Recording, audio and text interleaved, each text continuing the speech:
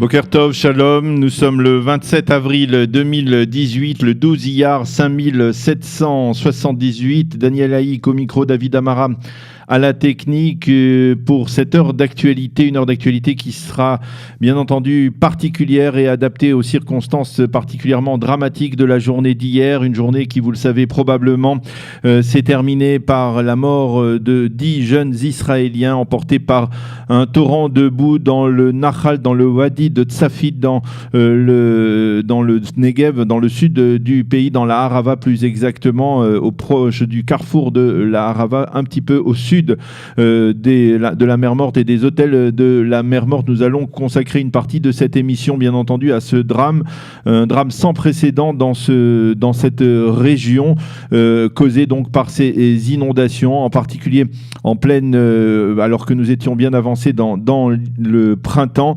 Nous allons parler donc de ce drame durant une partie de cette émission. Vers 8h10, nous serons avec Rafi Tzviki, guide, qui nous parlera justement de ce phénomène des inondations, des torrents de boue qui déferlent brusquement dans ce désert de Judée, dans la Harava, et qui sont particulièrement meurtriers, dangereux.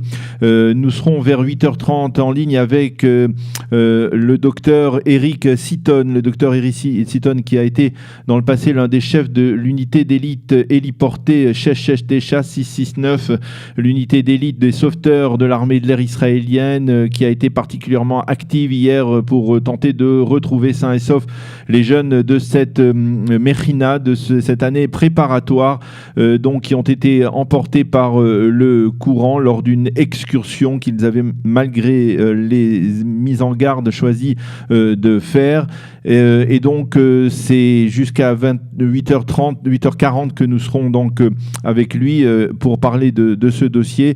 Donc la première partie de cette heure d'actualité sera consacrée bien entendu donc à ce drame, à la mort donc de ces 10 jeunes hier dans la Harava. La seconde partie, eh bien, nous reviendrons sur le débat, on va dire, qui nous a particulièrement préoccupé au cours de cette semaine, sur ce que l'on a appelé la Aliyah de Metz. Et cette fois, nous serons dans ce studio avec Daniel Benaïm, qui est le délégué général de l'Agence juive en France et en Europe, et qui est de passage en Israël, qui nous donnera son avis sur cette initiative. Et puis, vers la fin de cette heure d'actualité, qui sera probablement un peu plus longue qu'à l'accoutumée, eh bien, nous aurons le mot de la paracha avec une invitée. Nous en parlerons donc vers 9h. Mais comme vous vous en doutez, bien entendu, ce matin, eh bien, c'est la terrible catastrophe donc, qui a frappé l'État d'Israël hier après-midi, qui fait la une de tous les quotidiens israéliens, qui fait les pages d'ouverture de tous les sites d'information.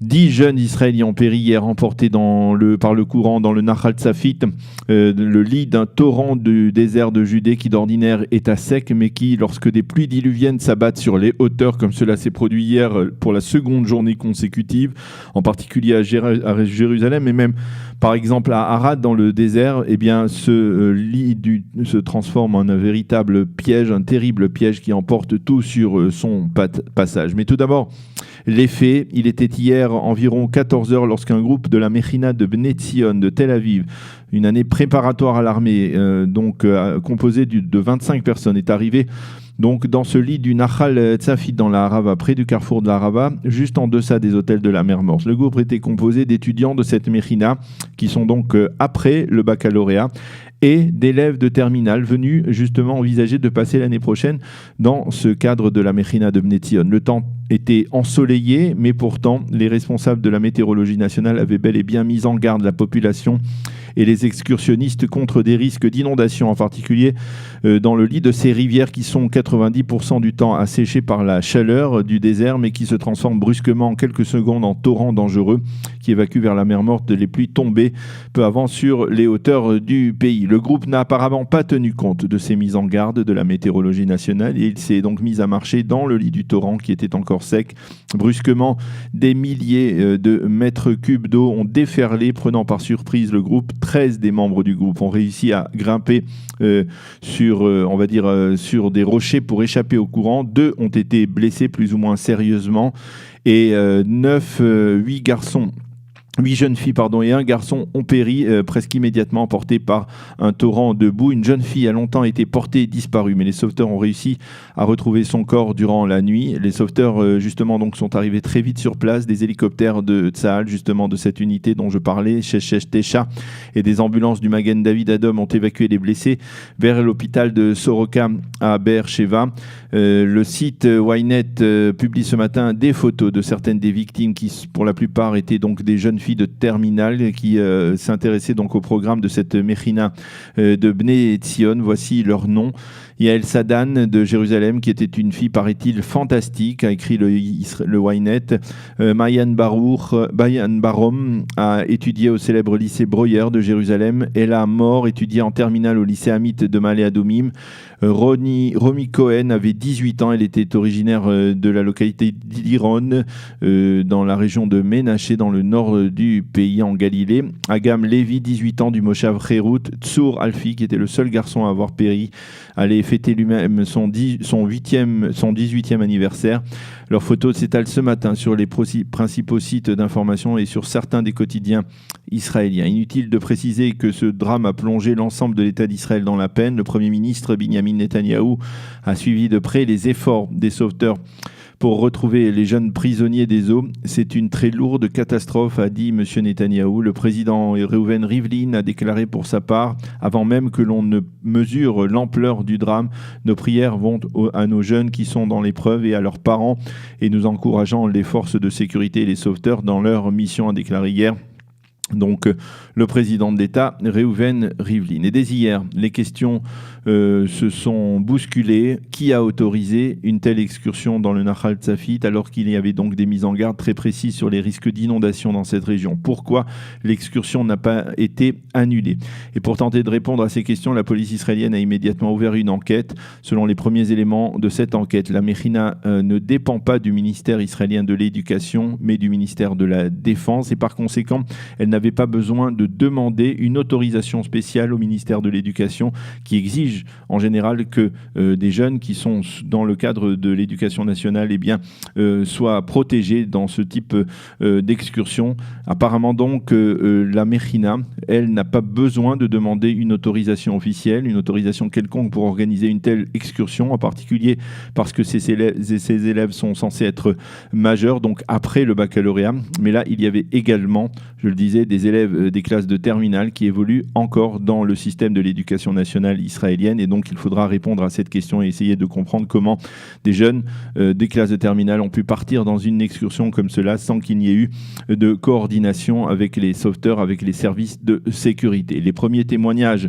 à propos de la Mechina soulignent qu'il s'agit d'une institution sérieuse et même réputée à Tel Aviv et qui est recherchée par de nombreux jeunes après le baccalauréat. C'est une institution qui réunit garçons et filles, laïcs et religieux, et qui offre un programme particulièrement séduisant. De la vie générale, les responsables de la Mechina sont des éducateurs chevronnés et très responsables, et l'on ne comprend pas pourquoi personne n'a cru nécessaire d'annuler ce tioul, cette excursion qui s'est donc terminée de manière si dramatique. Et ce, d'autant plus que la télé israélienne a diffusé hier soir, dès 20h, un extrait d'un échange de textos entre l'une des participantes à cette excursion et ses amis, un texto qui date d'avant-hier soir. Dans cet extrait de conversation, la jeune fille écrit qu'elle s'étonne que les organisateurs n'aient pas annulé l'excursion. Et elle a une réaction, on va dire, presque prémonitoire. « Nous allons mourir là-bas », écrit-elle. Et effectivement, cette jeune fille est l'une des 10 victimes qui n'ont pas survécu donc à ces torrents de boue hier dans le désert de Judée. Les quotidiens israéliens consacrent bien évidemment de nombreuses pages à ce drame. Le Israël Hayom titre « La catastrophe des inondations ». Il revient en manchette sur ce texto terrible envoyé par l'une des jeunes filles qui a péri dans ce drame. Le journal nous montre des photos du torrent de boue dans lequel les jeunes étudiants ont été emportés. Et sur une autre photo, on voit les rescapés repliés sur eux-mêmes peu après le drame et après l'arrivée des secours. Le journal souligne également en première page que la Mechina de Bnei Tzion inculquait à ses élèves l'amour de la terre d'Israël et insistait beaucoup sur la nécessité de se promener à travers le pays. La manchette du Yediot Aharonot cite également ce texto effrayant. « Comment peut-on nous faire sortir en excursion par un temps pareil? Nous allons mourir », a donc écrit l'une des jeunes filles qui a été emportée par les réseaux. Le journal publie en évidence les photos de 6 des 10 victimes qui ne sont pas rentrées à la maison, des jeunes souriants, ravissants, qui ne sont donc pas rentrés hier soir à la maison comme cela aurait dû se produire. Le Haaretz affirme que 2 des membres de l'équipe éducative de la Mechina de Bnei Tzion ont déjà été arrêtés. Ils sont soupçonnés de négligence criminelle, donc négligence ayant entraîné la mort. Mais la radio israélienne indiquait ce matin à 7h que les responsables de la Mechina avaient seulement été interrogés, un interrogatoire dit ouvert.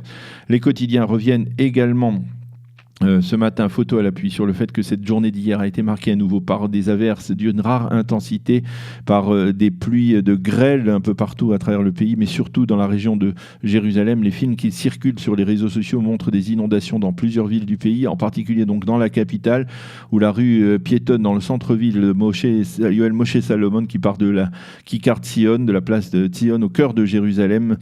Cette rue piétonne s'est transformée en quelques secondes en un véritable torrent qui a tout emporté, tables, chaises, des cafés qui étaient sur son passage. Les journaux nous montrent également des photos des inondations dans la ville d'Elat, du jamais vu en cette fin du mois d'avril dans cette cité balnéaire. L'aéroport d'Elat ainsi que celui d'Ouvda a été à 30 km au nord de la ville, ont été fermés pendant plusieurs heures à cause des inondations. Un temps tout à fait inhabituel que la météorologie nationale explique justement par le fait que nous sommes dans une sorte de saison de transition entre l'hiver et l'été, que le contraste entre la terre qui est déjà chaude et les nuages qui sont plus froids provoque, si je comprends bien, ces précipitations si violentes et même des pluies de grêle impressionnantes qui se sont abattues donc sur le pays au cours des 48 dernières heures. Le reste de l'actualité, dans ce qui, vous l'avez bien compris, est un mélange de journal et de revue de la presse israélienne ce matin, alors que le monde entier suit bien entendu la rencontre historique entre les leaders des Corées du Nord et du Sud. Eh bien, le Israël Hayom indique que l'élimination du docteur Fadi El-Bach en Malaisie samedi dernier a révélé l'existence de liens entre le Hamas et la Corée du Nord. En effet, selon le New York Times, qu'il a affirmé dans son édition d'hier, le Mossad a éliminé le savant palestinien pour tenter de torpiller la vente d'armes de la Corée du Nord au Hamas. Selon le journal, l'élimination d'El-Bach aurait également pour objectif de torpiller la formation d'ingénieurs du Hamas à l'étranger. Hier, la dépouille mortelle de l'ingénieur du Hamas est arrivée à Gaza via l'Égypte et l'ingénieur a eu droit à de véritables funérailles nationales avec garde d'honneur. En marge, les forces de sécurité israéliennes se préparent à un nouveau vendredi de violence le long de la frontière entre Israël et la bande de Gaza. Tsahal réaffirme qu'elle ne laissera pas le moindre civil palestinien franchir la barrière de sécurité. Puis hier, une marche de solidarité avec Abraham Mengistu s'est tenue au poste d'Erez à l'entrée nord de la bande de Gaza. Abraham Mengistu, je vous le rappelle, c'est cet Israélien d'origine éthiopienne qui était rentré, on va dire, de son plein gré il y a plus de 3 ans dans la bande de Gaza, qui est détenu depuis par le Hamas. Ilan, le frère d'Abraham Mengistu, a déploré que ses parents ne disposent d'aucune information sur le sort d'Abera, y compris après leur rencontre avant-hier avec le Premier ministre Binyamin Netanyahou. Le ministre de la Défense, Avigdor Lieberman, se fait de plus en plus menaçant. Si l'Iran attaque Tel Aviv, a-t-il dit hier, nous attaquerons Téhéran en riposte. Le ministre a également affirmé être persuadé que le régime des ayatollahs vivait actuellement ces derniers jours. Ceci étant, le secrétaire d'État américain Mike Pompeo a été confirmé officiellement dans ses fonctions hier. Il arrivera dès la semaine prochaine en Israël, à partir de Bruxelles, où il doit se rendre pour des entretiens avec les chefs de l'OTAN. Le Israël Hayom souligne que Pompeo s'est rendu plusieurs fois en Israël au cours de l'année dernière, dans le cadre de ses précédentes fonctions de patron de la CIA, et qu'il entretiendrait des relations particulièrement étroites avec Yossi Cohen, le patron du Mossad. La météo pour terminer, temps toujours instable ce matin, retour du soleil, mais dès le début de l'après-midi, comme au cours des 2 derniers jours, la pluie sera de retour avec des précipitations peut-être moins importantes qu'hier et avant-hier, mais qui restent tout de même très fortes, en particulier sur les hauteurs de Jérusalem, ce qui signifie qu'il y a encore bel et bien des risques d'inondation dans le désert du Judée, de la Harava. Donc prenez garde et surtout n'allez pas faire les chasseurs de torrents comme l'ont fait certains Israéliens plutôt irresponsables. C'est risqué, on l'a malheureusement vu hier à travers ce drame qui a coûté la vie à 10 jeunes Israéliens. Le temps, les températures, il fera 19 degrés aujourd'hui à Jérusalem, 22 à Tel Aviv et 27 degrés à Eilat. Nous allons marquer une pause. un jingle et nous serons tout de suite après en ligne avec Raphaël Itzbiki qui est guide et qui va nous parler de ce phénomène des torrents qui déferlent brusquement dans les déserts de Judée de Harava.